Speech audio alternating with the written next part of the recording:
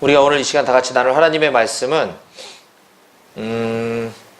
누가복음입니다. 누가복음 23장 47절부터 53절까지 말씀을 함께 보도록 하겠습니다.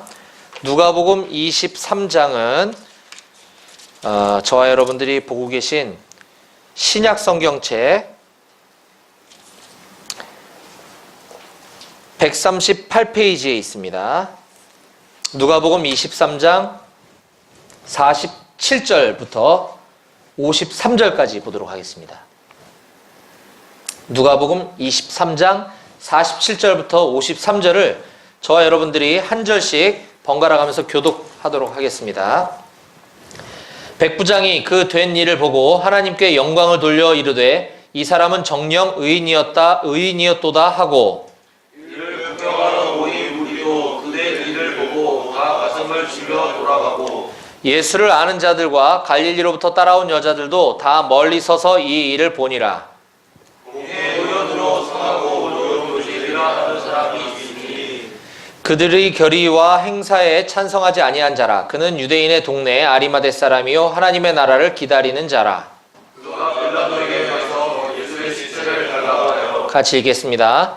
이를 내려 세마포로 싸고 아직 사람을 장사한 일이 없는 바위에 판 무덤에 넣어두니. 아멘.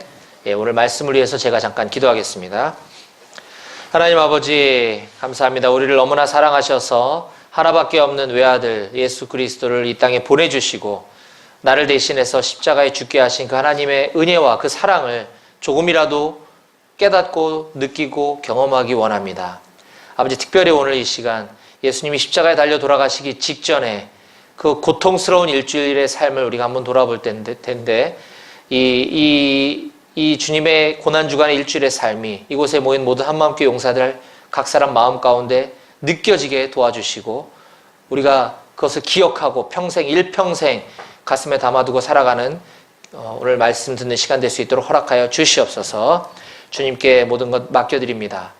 주님 말씀해 주시옵소서. 예수님의 이름으로 기도했습니다. 아멘.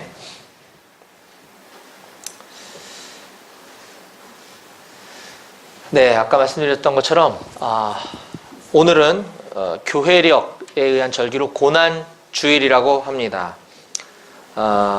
오늘부터 이제 본격적인 예수님의 고난이 시작되는 일주일이고요. 다음 주일은 우리가 부활주일, 예수님이 이제 십자가에 죽으셨다가 다시 부활하신 부활주일로 섬깁니다.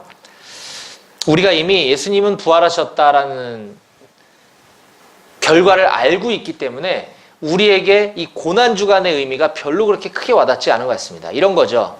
우리가 축구 시합에서 우리나라가 승리했다라고 하는 소식을 이미 알고 있는 상태에서 재방송을 보면 별로 재미가 없는 것처럼 우리가 예수님의 십자가 사건, 고난의 그 사건을 우린 너무 무감각하게 보내고 있지 않는가 좀 생각을 해보게 됩니다.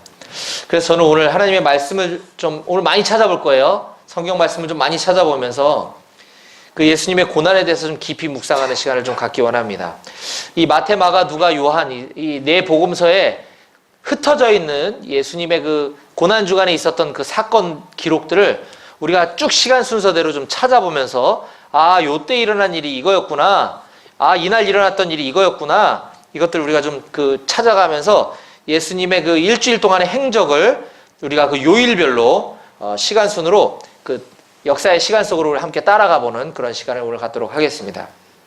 그리고 나서 그 예수님의 고난을 지켜보았던 예수님의 그 십자가에서 그 죽으시는 그 장면을 목격하였던 그 수많은 무리의 사람들 중에 세 가지 부류의 사람들을 좀 우리가 좀 찾아보면서 오늘을 사는 이 시대에 우리가 과연 이 고난주간에 대해서 무엇을 어떻게 생각하고 적용해야 될 것인지를 함께 고민해보는 그런 시간을 갖기 원합니다.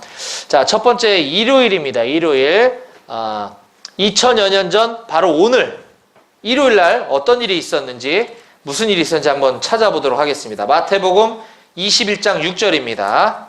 한번 같이 찾아봅니다. 마태복음 21장 6절 34페이지에 있습니다. 신약성경 34페이지. 예, 마태복음 21장 6절부터 나와 있는 내용은요. 아직 아무도 태워본 적이 없는 그 나귀 새끼, 나귀 새끼가 욕이 아니에요. 어린 나귀를 타고 예수님께서는 그 겸손의 왕, 평화의 왕으로 예루살렘 성에 입성하신 그 사건을 기록하고 있습니다. 그때까지만 해도 많은 이스라엘 백성들이 그 나귀를 타고 이스라엘 성에 이렇게 들어오시는 예수님을 열렬히 환영합니다. 왜냐하면 그들은 예수님을 그 로마의 압제로부터 이스라엘을 해방시켜줄, 정치적으로 이스라엘을 구원해줄 그 구원자라고 믿고 있었기 때문입니다. 뭔가 핀트가 잘못된 거예요. 자, 제가 한번 읽어보겠습니다. 21장 6절.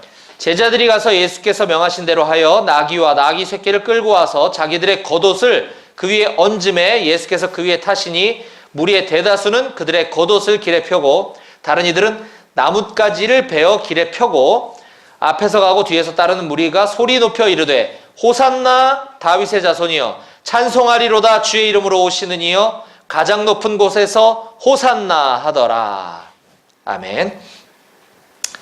이 장면은 예수님이 우리 죄를 위해서 십자가를 실어 들어오시는구나, 이걸 지금 기뻐하는 것이 아니라, 우리가 지금 우리 일제시대 때 우리가 일제의 나라를 빼앗기고 그 억압당했던 시절이 있었잖아요.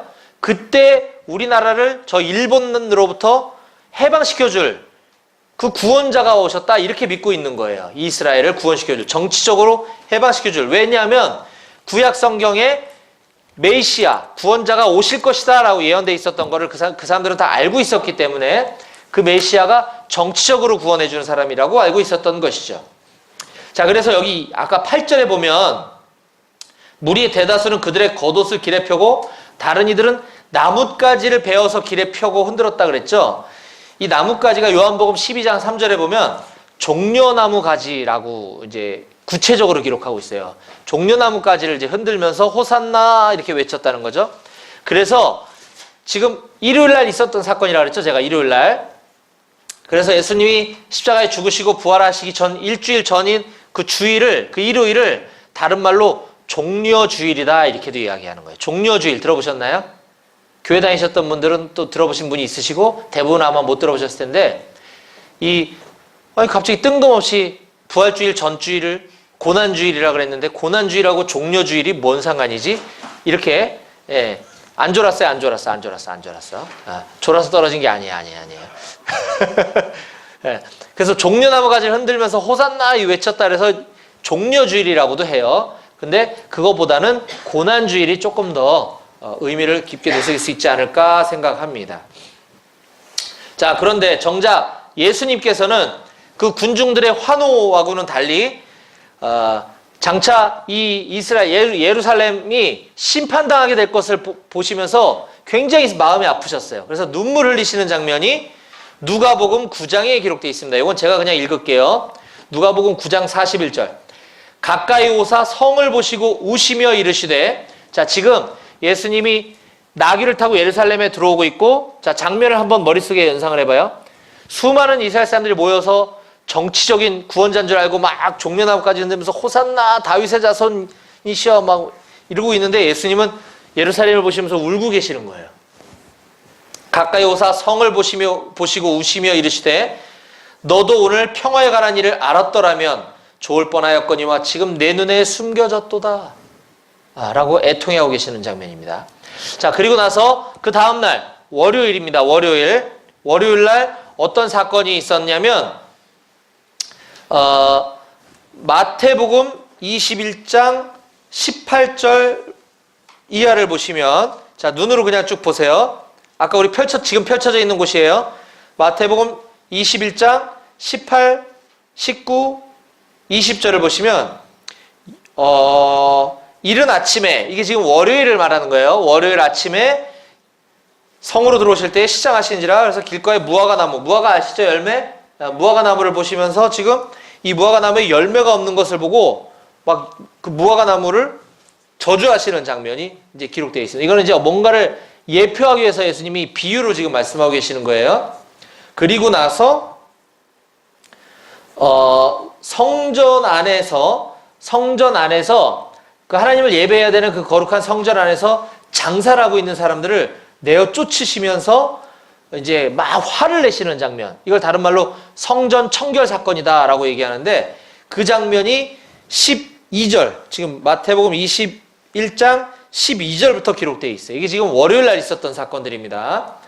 그 성전 안에서 장사하는 장사치들을 내어 쫓으시고 성전세를 내기 위해서 그 환전상, 이거 뭐냐면 전국 팔도 방방곡곡에서 예배를 드리러 왔는데, 지금 내 죄를 용서받기 위해서는 성전에서 헌금을 드려야 되는데, 그 헌금은 아무 돈이나 드리면 되는 게 아니라 그 성전 앞에서 돈을 바꿔주는데 그 돈으로 헌금을 해야 죄가 용서받는다, 이렇게 했던 거예요. 그래서 비싼 이자를 받고 돈을 환전해주는 그 고리대금업자, 악덕 고리대금업자들한테 막 예수님 화를 내시고, 비둘기도 재물을 바쳐야 되는데 흠 없고 점 없는 그 비둘기로다가 이제 예물을 드려야 되는데, 저 부산에서 제주도에서 비둘기 잡아갖고 오다 보면 이제 뭐 이렇게 긁힐 수도 있고 먼지가 묻고 때가 묻었을 수 있을 거 아니에요.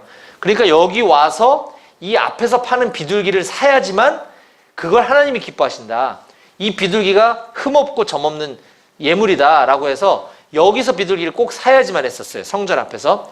근데 마찬가지로 그 비둘기 파는 사람들이 말도 안 되는 폭리를 취하면서 그 비둘기를 팔고 있었던 거죠.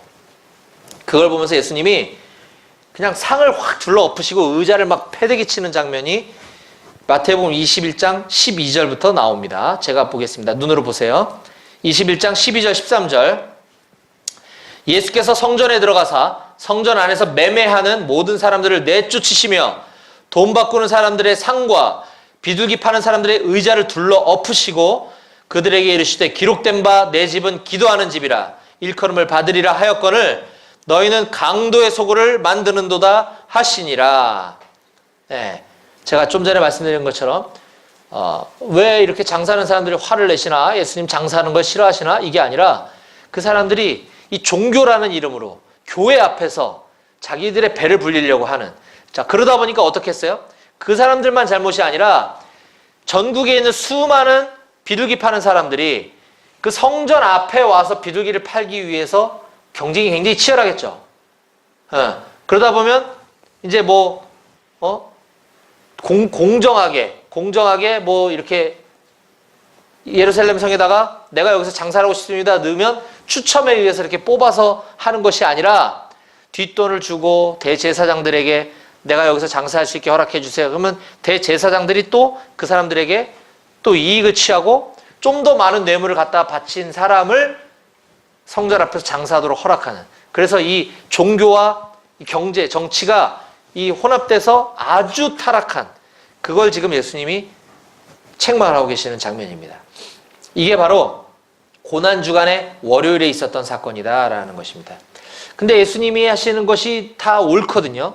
그렇게 하시고 나서 성전에서 말씀을 막 전하시는 거를 가만 들어보니까 이 대제사장들과 서기관들, 즉 그 당시에 종교 지도자들, 아까 얘기했죠? 종교 지도자들이 하나님의 말씀을 똑바로 전하고 이스라엘 사람들이 하나님을 똑바로 믿을 수 있도록 해야 되는데, 그게 아니라 자기들의 배만 채우고 주머니에 이익만 채우려고 하는 그런 타락한 시대에 찔림이 있었던 거죠. 그리고 예수님의 그 가르침이 너무나 두려웠던 거죠. 그러다 보니까 예수를 죽이기로 결정합니다. 마가복음 11장 18절 제가 읽어볼게요. 대제사장들과 서기관들이 듣고 예수를 어떻게 죽일까 하고 꾀하니 이는 무리가 다 그의 교훈을 놀랍게 여김으로 그를 두려워함일러라. 자, 이게 이제 월요일날 있었던 사건입니다. 드디어 종교 지도자들이 예수를 죽여야 되겠다라고 결심을 하게 됩니다. 그 다음에 이제 화요일날 어떤 일이 있었는지 마태복음 21장 18절 이후에 기록이 되어 있습니다. 23절 이하에 기록되어 있습니다. 자, 예수님의 권위에 대한 문제를 다루고 있고요. 그 다음에 33절부터는 포도원 농부의 비유를 들고 있고요. 그 다음에 22장 1절부터 14절까지 혼인잔치의 비유를 통해서 예수님이 천국을 설명하시고요. 그 다음에 부활에 대해서, 예수님이 부활하실 거에 대해서 22장 23절 이후에 언급하고 있고요.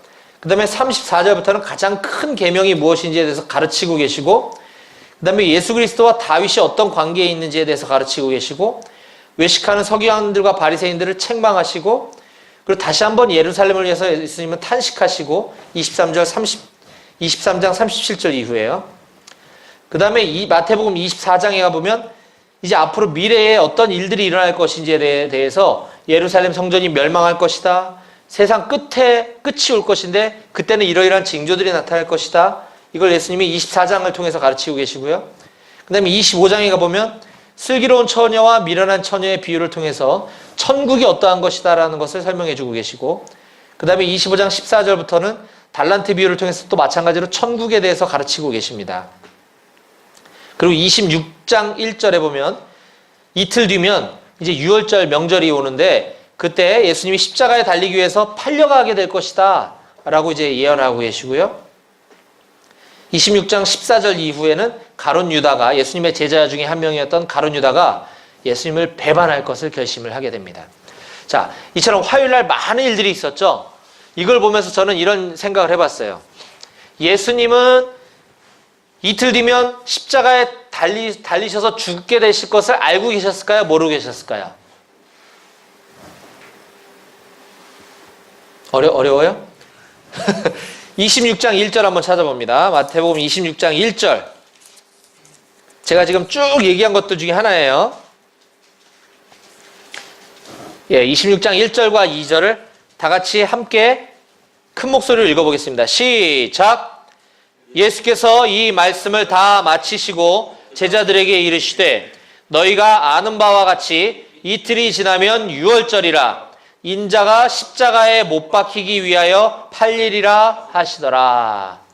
예수님은 이틀 뒤인 유월절날 팔리시게 될, 십자가에 달리기 위해서 팔려가시게 될 걸 알고 계셨나요? 모르고 계셨나요? 알고 있었나? 지금 읽었잖아요. 알고 계셨죠? 네, 알고 계셨어요. 그러니까 예수님은 이제 이틀 뒤면 죽으실 거예요. 이틀 뒤면 팔려가시고 3일 뒤면 죽으실 거예요. 그러니까 이제 얼마 안 남았잖아요. 제자들에게, 많은 사람들에게 가르치고 싶은 게 너무 많으셨던 거죠. 천국이라는 곳이 있는데 제발 너네들이 천국을 좀 알았으면 좋겠다. 이 천국은 어떤 곳이야? 이거를 그들이 이해하기 쉬운 말로 여러 가지 비유를 통해서 계속해서 가르치고 계시는 거예요. 이게 화요일날 있었던 사건들입니다. 그리고 이제 수요일, 자, 팔려가시는 건 이틀 뒤라고 그랬으니까 목요일이에요. 목요일이 유월절이고요. 자, 이제 화요일날 그렇게 하루 종일 바쁘게 많은 가르침들을 하고 나서 수요일날 이제 하루밖에 안 남았어요. 하루. 이제 마지막 막바지 총력을 다해서 예수님이 또 가르치십니다. 누가복음 21장, 누가복음 21장 37절, 38절 찾아봅니다. 누가복음 21장 37절, 38절.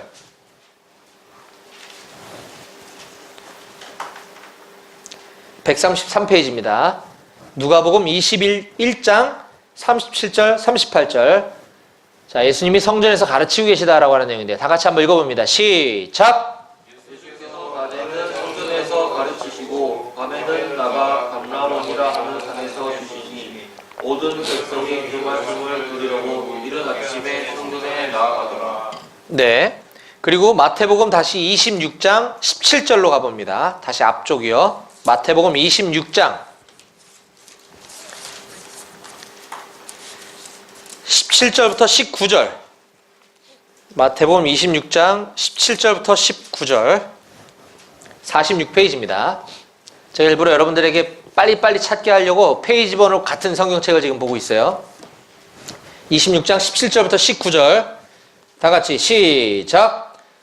무교절의 첫날에 제자들이 예수께 나와서 이르되 유월절 음식 잡수실 것을 우리가 어디서 준비하기를 원하시나이까? 이르시되 성한 아무에게 가서 이르되 선생님 말씀이 내 때가 가까이 왔으니 내 제자들과 함께 유월절을 내 집에서 지키겠다 하시더라 하라 하시니 제자들이 예수께서 시키신 대로 하여 유월절을 준비하였더라. 아멘. 지금 유월절 하루 전날 수요일날은 아까 누가복음 21장에서 읽었던 것처럼 예수님은 아침부터 저녁까지 성전에서 이제 막바지 가르침에 총력을 기울이고 계시고 예수님의 제자들은 그 다음 날인 유월절 명절을 준비하기에 분주한 모습을 지금 우리가 읽어보았습니다. 이게 지금 고난주간 수요일 날 있었던 사건이고요. 이제 그 다음날 목요일 6월절 예수님은 금요일 날 돌아가셨죠. 그러니까 하루 전날인 목요일 6월절 이제 명절입니다. 이스라엘에서는 굉장히 큰 명절이죠. 지금 우리는 6월절을 지키지 않아요. 그러나 유대인들에게는 가장 중요한 절기 중에 하나가 6월절인데 6월절에 그 유명한 마지막 만찬을 하시게 됩니다. 자, 이 마태복음 26장 20절부터 30절까지의 내용이 이제 그 내용이 쭉 아까 우리가 읽었던 19절까지는 6월절을 제자들이 준비했다라고 하는 장면이고 이제 20절부터 저물 때에 예수께서 12제자와 함께 앉으셨더니 자, 유대인들의 요일 날짜 개념은 해가 떨어진 날부터 하루가 시작이 돼요. 우리는 아침에 눈 뜨고부터 하루를 치죠. 우리 오늘 아침에 일어났을 때부터 우리는 일요일인 거잖아요. 근데 유대인들은 어제 밤에 해가 떨어지고부터 이제 하루가 시작이 되는 거예요. 그러니까 6월절도 지금 저물 때에 이게 지금 이제 6월절이 시작이 됐다는 뜻이거든요. 그들이 이제 모여 앉아서 회식을 하는 겁니다. 회식을 하는 게 이제 마지막 만찬인 장면이에요. 자, 여기 이제 쭉 밑으로 보시면 이 6월절 마지막 만찬을 통해서 예수님은 떡과 포도주가 내 몸과 내 피다. 그래서 이 성찬, 우리가 성찬식을 이제 우리는 지금 여기서는 지금 못하고 있지만 이제 아직 앞으로 이제 전사님이 목사 안수 받고 이러면 부활주일과 뭐 성탄주일날 이제 여기서 세례받은 사람 성찬도 하게 될 건데 이걸 기념하라라고 가르치시는 그 장면이 바로 마지막 만찬 장면이고 이게 마태복음 26장 20절부터 30절까지 기록이 되어 있습니다. 그리고 나서 요한복음 13장 1절부터 17절에 보면 예수님이 제자들의 발을 씻기시는 장면이 나와요. 제자들의 발을 씻기시고 그 다음에 요한복음 16장 7절 이후에 보면 이제 내가 죽고 하나님 나라로 가게 될 텐데 그러면 보혜사 성령님이 너에게 오실 거야. 이걸 이제 제자들에게 가르치고 약속하고 계십니다. 그리고 나서 마지막 만찬을 하시고 나서 예수님과 제자들은 겟세마네 동산이라고 하는 곳으로 가셔서 거기서 기도하십니다. 자, 26장 38절을 한번 찾아봅니다. 예, 바로 그 옆에 있죠? 38절, 39절. 자, 성경을 우리가 많이 찾아보고 읽어보는 게 대단히 중요합니다. 그래서 소리내서 함께 읽어보시고 그러면 여러분들 졸리지도 않을 거고 성경을 많이 읽게 되면 굉장히 좋습니다. 우리 26장 38, 39절 함께 읽어봅니다. 시작! 이에 말씀하시되 내 마음이 매우 고민하여 죽게 되었으니 너희는 여기 머물러 나와 함께 깨어있으라 하시고 조금 나아가사 얼굴을 땅에 대시고 엎드려 기도하여 이르시되 내 아버지여 만일 할만하시거든 이 잔을 내게서 지나가게 하옵소서. 그러나 나의 원대로 마시옵고 아버지의 원대로 하옵소서 하시고. 아멘. 지금 이게 무슨 요일날 있었던 일이죠? 목요일 6월절에 예수님은 지금 제자들과 겟세마네 동산이라고 하는 곳에 가셔서 거기서 기도하고 계십니다. 근데 지금 예수님의 심정이 어떻다 그랬어요? 내 마음이 매우 38절 내 마음이 매우 고민하여 어떻다고요? 죽게 되었으니 지금 내가 이게 나 고민이 있어 이게 아니라 내 마음이 지금 너무 괴롭고 미치겠다. 지금 예수님이 이렇게 얘기하고 계시는 거예요. 그래서 너희는 여기서 졸지 말고 깨어서 나를 위해서 좀 기도해 주렴. 이렇게 얘기하시고 조금 떨어진 곳에 가서 얼굴을 땅에 쳐박으시고 예수님한테 쳐박았다고 하는 표현이 좀 죄송한데 얼굴을 땅에 박고 엎드려서 땀방울이 핏방울이 되도록 지금 기도하고 계시는 거예요. 왜냐하면 그 다음날 내가 십자가에서 난 못 박혀 죽게 될 건데 너무 두려운 거죠. 예수님도 우리와 같은 인간으로 오셨기 때문에 슬픔과 두려움을 똑같이 느끼셨어요. 그래서 아까 예루살렘을 보면서 눈물을 흘리셨다 그랬잖아요. 슬픔, 안타까움, 긍휼함도 있으셨을 뿐만 아니라 죽음에 대한 두려움과 공포심도 있으셨다고 하는 거죠. 그래서 하나님께 이렇게 기도하시는 겁니다. 아버지여, 만일 하실 수 있으시거든 이 잔을 내게서 지나가게 하소서. 이게 무슨 말이냐면 나 십자가에 안 죽게 좀 도와주세요. 이 얘기예요. 이 잔을 내게서 지나가게 하옵소서. 하나님 하실 수 있으시잖아요. 저 십자가에 안 죽으면 안 돼요? 이렇게 기도하시는 거예요. 그러나 나의 원대로 하지 마시고 아버지의 원대로 하옵소서. 자, 그리고 47절 이후에 보면, 마태복음 26장 47절 이후에 보면 예수님의 12 제자 중에 하나인 가룟이라고 하는 가룟 사람 유다가 이제 예수님을 배반하고, 아까 예수님을 배반할 마음이 가룟 유다에 들었다고 말씀을 드렸습니다. 근데 이제 47절 이후에 보면 실제로 유다가 지금 사람들을 끌고 와서 예수를 잡아가는, 자기 스승인 예수님을 잡아가게 하는 그런 장면이 47절 이후에 쭉 기록되어 있습니다. 말씀하실 때 12 중에 하나인 유다가 왔는데 대제사장들과 백성의 장로들에게서 파송된 큰 무리가 칼과 몽치를 가지고 그와 함께 하였더라. 예수를 파는 자가, 이게 유다예요. 유다, 예수님의 제자 중에 한 명. 예수를 파는 자가 그들에게 군호를 짜 이르되 내가 입맞추는 자가 그이니 그를 잡으라 한지라. 이런 배은망덕한 가룟 유다, 드디어 예수님을 배신하고 팔아 넘기게 됩니다. 이게 지금 목요일 유월절 명절에 있었던 사건이에요. 다른 날도 아니고. 자, 그리고 나서 그 다음 날 금요일 날 어떤 일이 있었는지 보도록 하겠습니다. 금요일 날은 예수님이 십자가에 달려 죽으신 날이죠. 예수님이 그냥 십자가에 갑자기 가서 죽으신 게 아니라 예수님은 먼저 대제사장인 그 가야바라고 하는 대제사장과 그의 장인인 안나스에게로 끌려가서 신문을 당하십니다. 그리고 예수님이 그 바야바와 그 안나스, 바야바가 아니라 가야바와 안나스라고 하는 그 대제사장과 대제사장 장인 앞에 끌려가서 거기서 신문 당할 때 예수님의 수제자였던 베드로가 몰래 따라가서 먼발치에서 그걸 목격하다가 너 예수님의 제자지? 나 아닌데요? 라고 이 부인하는 장면이 마태복음 26장 57, 58절에 기록되어 있습니다. 마태복음 26장 57, 58절 함께 읽어봅니다. 47페이지에 있죠? 오른쪽에 57절, 58절 시작. 다시. 자, 마태복음 26장 57절, 58절 시작. 예수를 잡은 자들이 그를 끌고 대제사장 가야바에게로 가니 거기 서기관과 장로들이 모여 있더라. 베드로가 멀찍이 예수를 따라 대제사장의 집 뜰에까지 가서 그 결말을 보려고 안에 들어가 하인들과 함께 앉아 있더라. 네. 근데 앉아 있었지만 그 뒤에 쭉 기록된 거 보면 69절 이후에 보면 베드로가 예수를 알지 못한다고 3번을 부인하는 장면이 나오게 됩니다.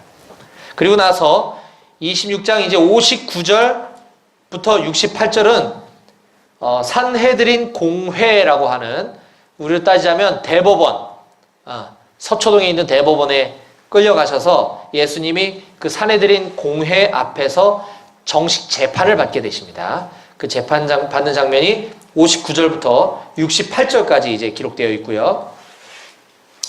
그리고 그 다음 27장 3절부터 5절은 아까 예수님을 은 30전, 동전으로 은화 30전 받고 그 대제사장들에게 예수를, 자기 스승을 팔아 넘겼잖아요, 유다가.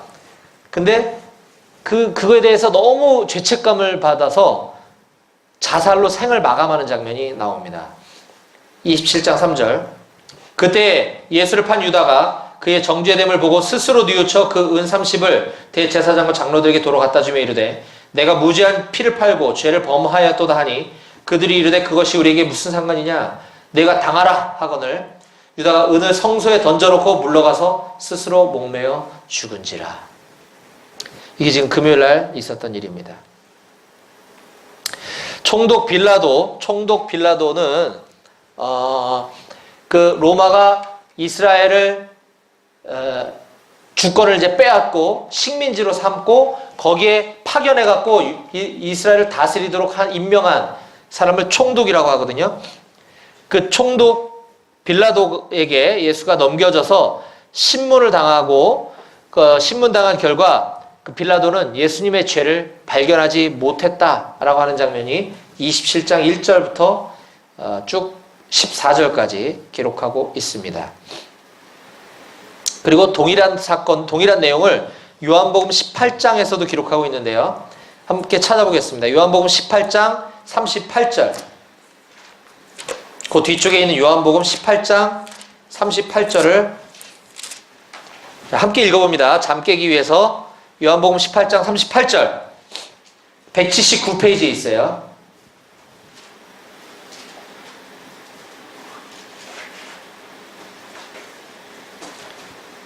(179페이지에) 있는 요한복음 18장 38절을 다 같이 한 목소리로 읽겠습니다. 시작. 빌라도가 이르되 진리가 무엇이냐 하더라. 이 말을 하고 다시 유대인들에게 나가서 이르되 나는 그에게서 아무 죄도 찾지 못하였노라. 아멘. 빌라도가 지금 총독이라 그랬죠. 그때는 대법원장이 재판을 진행하는 것이 아니라 총독이 지금 재판을 진행하고 있는 것인데, 빌라도가 예수를 신문한 결과 예수님은 유죄였어요, 무죄였어요? 지금 무죄라고 얘기하고 있는 거죠. 그쵸? 빌라도가 지금 나 예수의 이 죄인의 잘못을 나는 모르겠다, 이렇게 이야기하고 있습니다. 근데 그 성난 군중들은 예수를 죽여야 됐어요. 왜냐하면 자기가 하나님이래 막. 그러니까 저 예수는 죄인인 거예요, 유대인들에게는. 근데 로마 사람의 눈에 봤을 때는 뭐 죄가 난 모르겠는데, 지금 이렇게 얘기하고 있는 거거든요. 자, 그래서 이 재판이 끝이 나지 않고 다시 헤롯 안디바 왕 앞으로 예수를 보내서 다시 신문을 당하게 합니다. 이게 누가복음 23장에 기록되어 있고요. 헤롯 안디바 왕에게 가서 다시 신문을 당한 다음에 또다시 빌라도 총독에게 또 와요, 예수님이. 이게 지금 금요일날 일어난 사건이에요. 다시 빌라도에게 보내져서 최종 재판을 받은 결과 드디어 이렇게 선고를 당하게 됩니다. 누가복음 23장 11절 이후에 보면, 이건 찾지 않을게요. 아까 나는 이 사람의 죄를 찾지 못하였다, 빌라도가 이렇게 얘기하고, 난 모르겠으니까 저 사람은 헤롯 안디바 왕한테 보내서 다시 한번 신문 받게 하자. 보냈더니 안디바 왕이 신문하고 다시 빌라도에게 보내서 빌라도가 그때야 비로소 사형을 선고하게 됩니다. 예수님 굉장히 억울하신 거예요. 죄도 없는데 신문을 했는데 무죄였는데도 불구하고 다시 재판이 번복한 거죠. 그 무죄였던 사람이 갑자기 사형이 되는 이런 말도 안 되는 일이 벌어지게 됩니다. 이게 누가복음 23장에 기록되어 있고요. 그리고 군사들, 여러분들 같은 군인들에 의해서 이제 예수님이 십자가를 짊어지고 골고다로 가도록 하면서 온갖 조롱과 채찍질을 가하는 장면이 마태복음 27장 27절 이후에 기록되어 있습니다. 찾아보겠습니다. 마태복음 27장 27절 한번 찾아봅니다. 마태복음 27장 27절.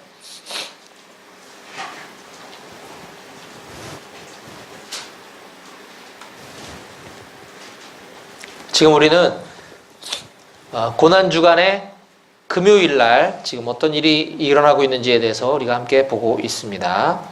27장 29절.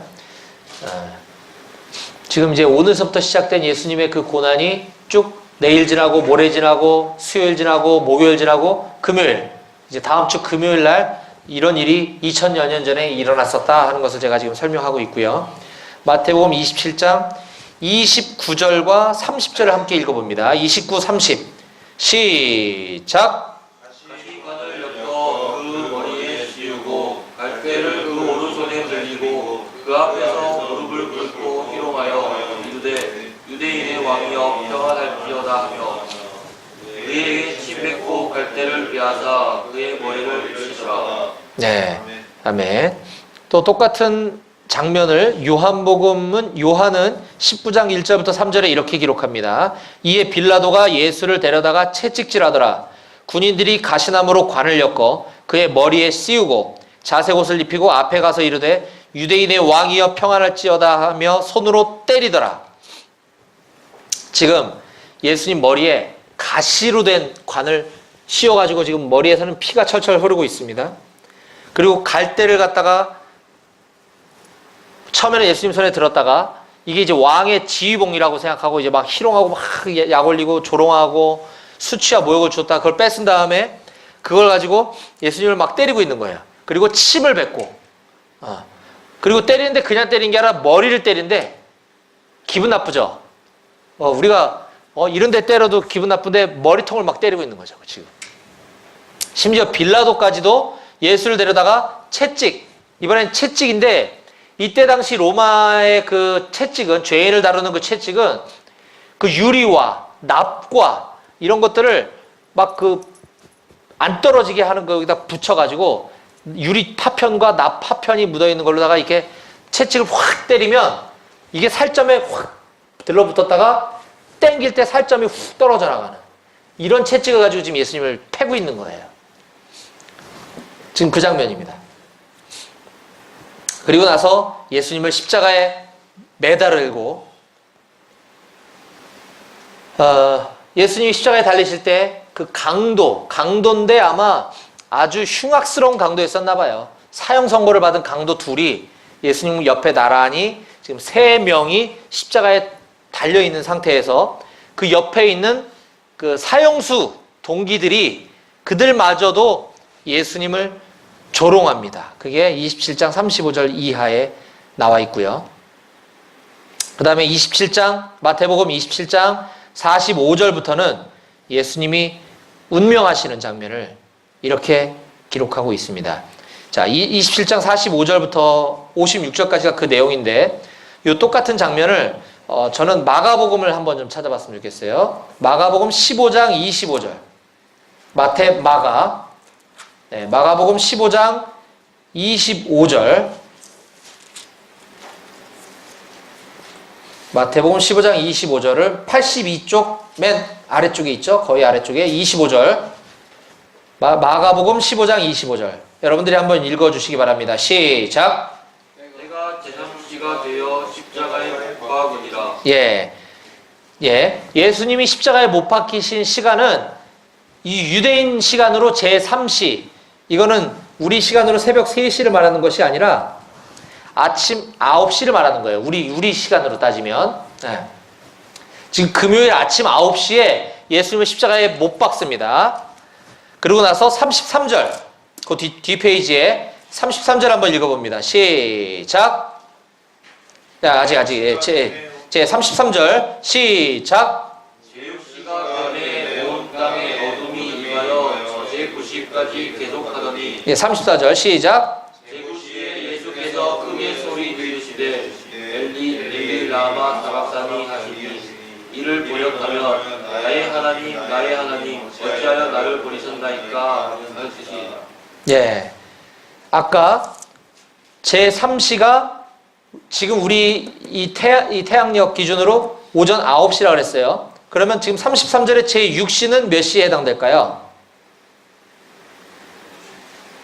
6을 더해야 되겠죠? 12시입니다.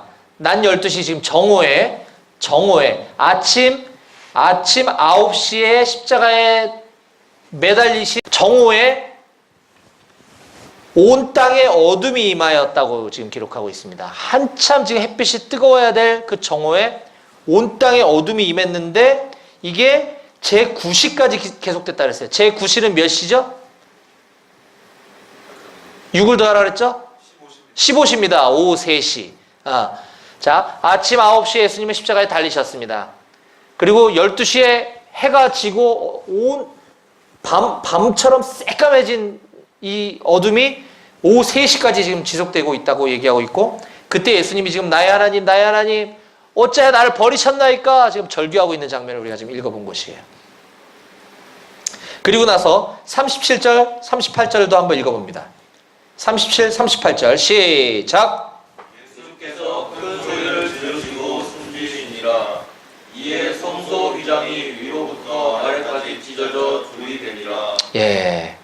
지금 15시에 예수님은 드디어 운명하셨습니다. 아침 9시에 십자가에 매달리셔서 장장 몇 시간을 달려 계신 거죠? 아침 9시부터 오후 3시까지 6시간 동안을 십자가에 매달리신 거예요. 양손에 못이 박히고 발등에 못이 박힌 채로 이게 매달린 채로 몸무게가 있으니까 이게 얼마나 이렇게 처졌겠어요. 그죠? 피는 질질 흐르고 온몸에 물과 피는 다 지금 흐르고 있는데 몸의 무게로 몸은 막 처지고 그러다 보면 이제 못 박힌 것보다 허파가 아래쪽에 있기 때문에 호흡이 가빠지니까 또 숨 쉬시려고 또 올라갔다가 힘 빠져갖고 또 처지고 이 상태로 지금 6시간을 그러고 계시다가 드디어 이제 오후 3시에 예수님은 돌아가셨습니다. 그때 어떤 일이 있었다고요? 성소 휘장이 위에서부터 아래로 찢어져 둘이 되었다라고 지금 기록하고 있습니다. 휘장은 지성소와 성소를 가로막고 있는 것을 휘장이라고 합니다. 커튼. 굉장히 두꺼운 커튼이거든요. 이 성소와 지성소를 구분하는 그 커튼, 그 지성소 안에는 하나님의 임재가 있는 곳입니다. 대제사장들만이 지성소 안에 들어갈 수 있는 그곳. 이걸 가로막고 있는 이 휘장이 찢어졌다라고 하는 것은 이제 대제사장만 하나님 앞으로 나아갈 수 있는 것이 아니라 우리 모두가 하나님 앞으로 나아갈 수 있게 되었다라고 하는 것을 보여주는 것이에요. 성소가 찢어진 것. 대제사장만 들어가는 것이 아니다. 이제 필요 없어졌다. 누구 때문에요? 예수님 때문에. 예수님 십자가의 죽으심으로 이제 모두 저와 여러분들 모두가 하나님 앞에 나아갈 수 있게 되었다라고 하는 것을 지금 보여주고 있는 장면이 성소 휘장이 찢어졌다라고 하는 것이에요.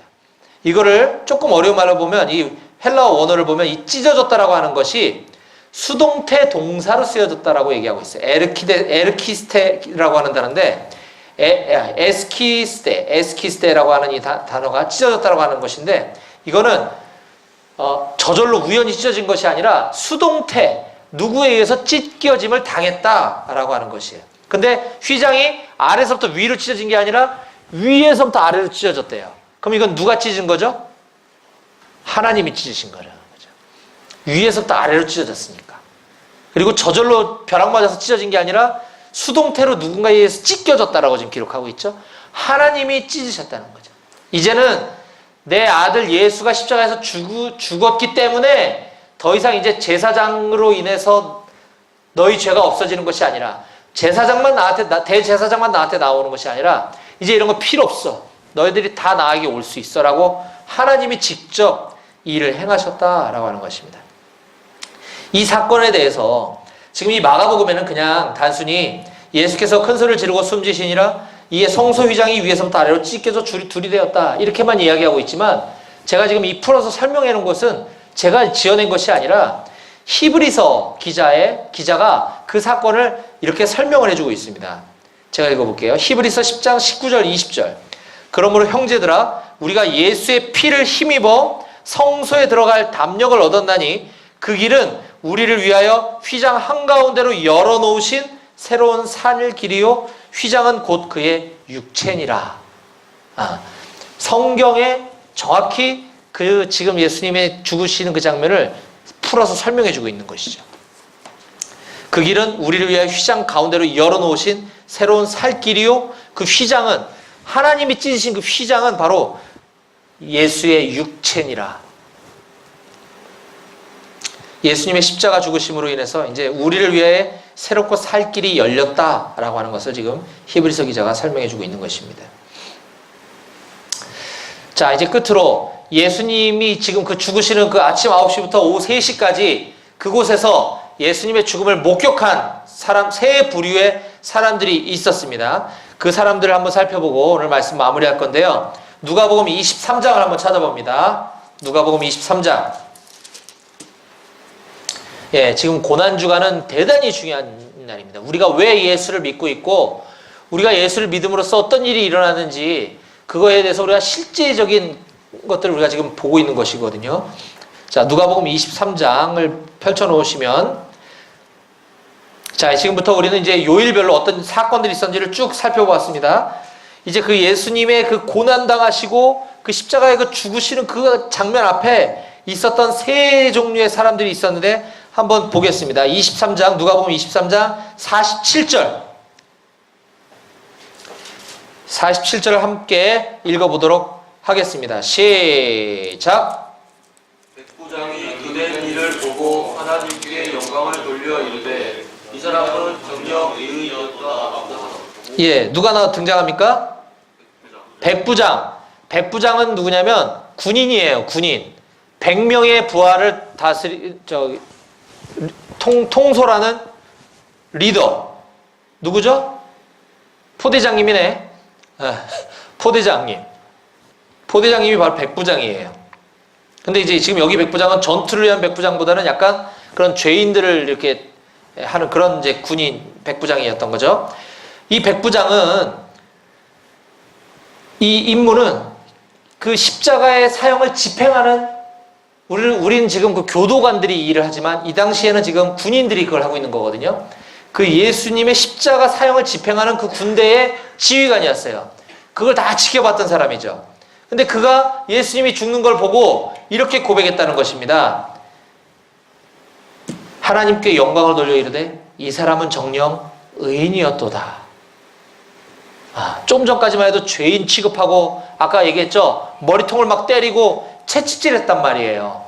근데 이 사람은 정녕 의인이었도다. 그가 변화된 것입니다. 예수님의 사형을 집행했던 그 사람도, 그 지휘관도 예수님의 죽음을 바라보고 휘장이 찢겨지는 것을 보고 이렇게 변화되었는데, 하물며 예수님을 믿기로 결정한 우리들에게는 이보다 더 큰 변화가 있어야 될 줄로 믿습니다. 아멘. 또 두 번째 무리의 사람은 48절입니다. 48절 함께 읽어봅니다. 시작. 이를 공경하러 온 우리도 그된 일을 보고 다 가슴을 치며 돌아가고. 네, 여기 지금 누가 등장합니까? 그렇죠. 이를 구경하러 모인 무리, 구경하러 모인 수많은 사람들. 자, 근데 여기에 있는 지금 구경하다라고 쓰인 그 단어는 헬라어로 데오리아라고 하는 단어거든요.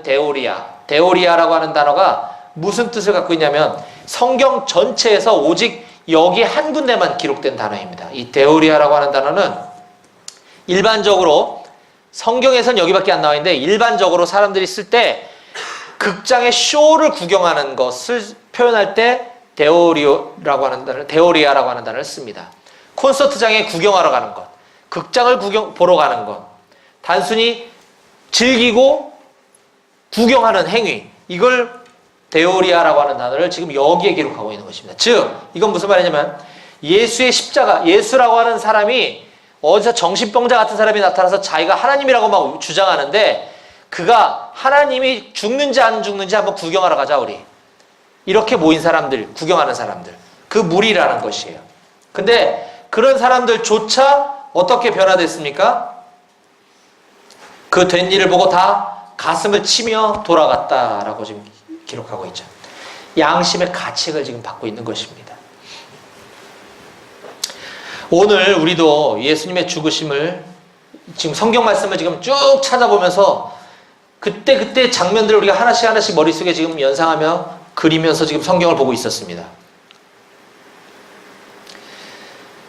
예수님의 그 고난과 십자가의 죽으심이 그 단순히 구경거리로 여겼던 그 사람조차도 변화시키고 가슴을 찢고 심장을 때린 이 사건이 오늘 예수를 믿기로 결정한 우리들의 마음 가운데도 동일하게 일어나기를 간절히 원합니다. 아멘. 마지막 세 번째 사람은 23장 50절부터 나오는 사람입니다. 50절을 여러분들이 읽고 그 뒤를 제가 한번 읽어보겠습니다. 시작. 공의 의원으로 선하고 의로운 요셉이라는 사람이 있으니 그들의 결의와 행사에 찬성하지 아니한 자라. 그는 유대인의 동네 아리마대 사람이요 하나님의 나라를 기다리는 자라. 그가 빌라도에게 가서 예수의 시체를 달라 하여 그를 내려 세마포로 싸고 아직 사람을 장사한 일이 없는 바위에 판 무덤에 넣어두니. 지금 누가 등장하고 있습니까? 요셉. 예, 그는 공회의원이고 선하고 의로운 사람이다 라고 지금 성경이 기록하고 있습니다. 그런데 마태복음 27장 57절에 보면 그도 예수의 제자다 라고 기록하고 있습니다. 그마저도 그 요셉이라고 하는 사람조차도 예수의 제자였었다라고 기록합니다. 마태복음 27장에 왜 그렇게 표현하고 있냐면 어떤 반전이 있었다는 걸 암시하고 있죠. 그도 예수의 제자였다. 왜냐? 요한복음 19장 38절 한번 찾아보겠습니다. 자, 이제 마지막으로 찾아보는 거예요. 요한복음 19장 38절.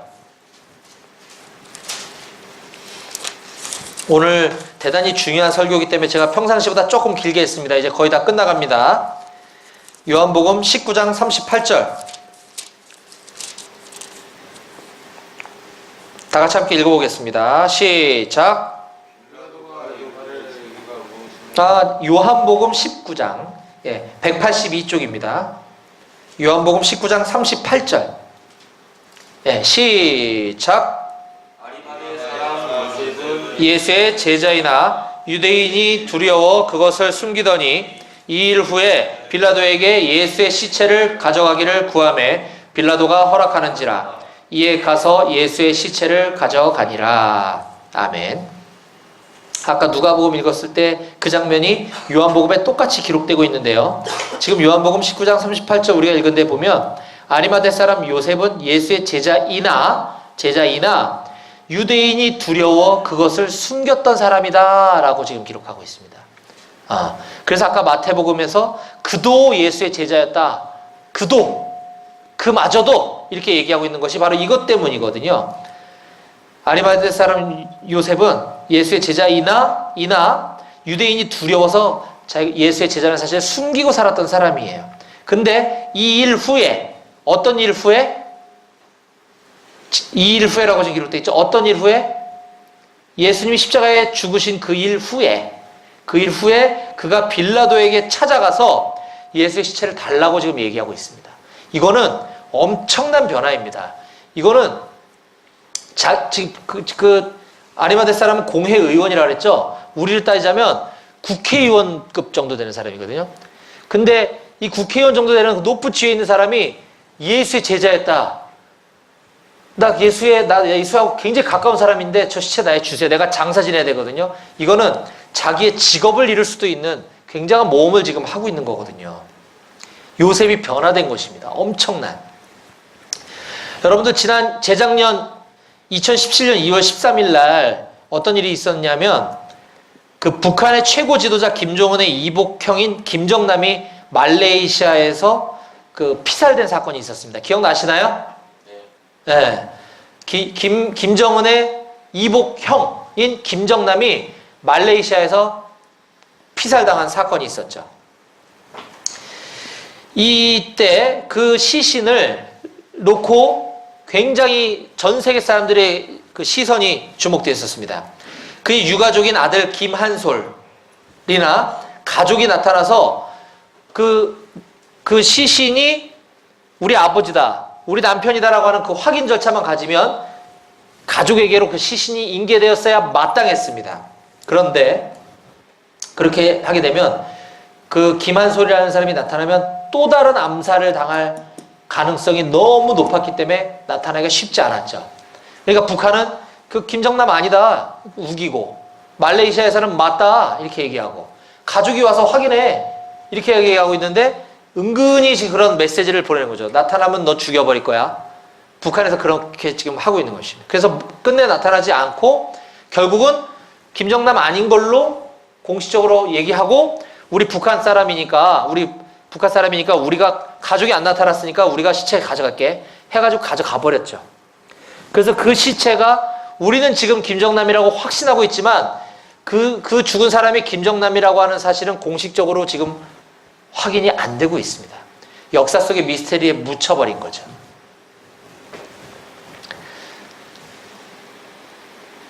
이처럼 그 시신은 가족이 찾아가는 게 맞습니다.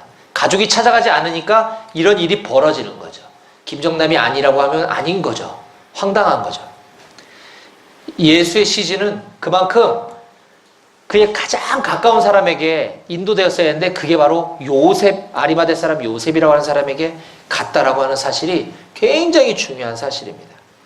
이것은 요셉이 나는 예수의 가족과 같은 사람이다라고 하는 것을 커밍아웃 했다라고 하는 것입니다. 굉장히 놀라운 변화가 있었다고 하는 것이죠. 이제 예수님은 우리의 그냥 단순한 스승 정도가 아닙니다. 내가 죽었어야 되는데 나를 대신해서 죽은 사람입니다. 그 사람 앞에서 내가 과연 나 예수 잘 모르겠는데요, 이렇게 얘기할 수 있는 자격이 있는지 모르겠습니다. 나를 대신 죽어준 그분 앞에서 우리가 어떠한 태도를 취해야 하고, 남은 일주일 동안 우리가 고난주간에 그 예수님의 쭉 오늘 설교 말씀 들었던 것들을 한번 생각해 보면서, 이때 예수님이 이런 일이 있었구나. 와, 정말 마음이 아프셨겠다. 내가 앞으로 어떻게 예수님을 믿어야겠구나. 이런 것들을 깊이 묵상하고 이 세 부류의 사람들이 변화되었던 것처럼 우리도 그렇게 변화되기를 주님의 이름으로 간절히 부탁드립니다. 아멘. 기도하시겠습니다.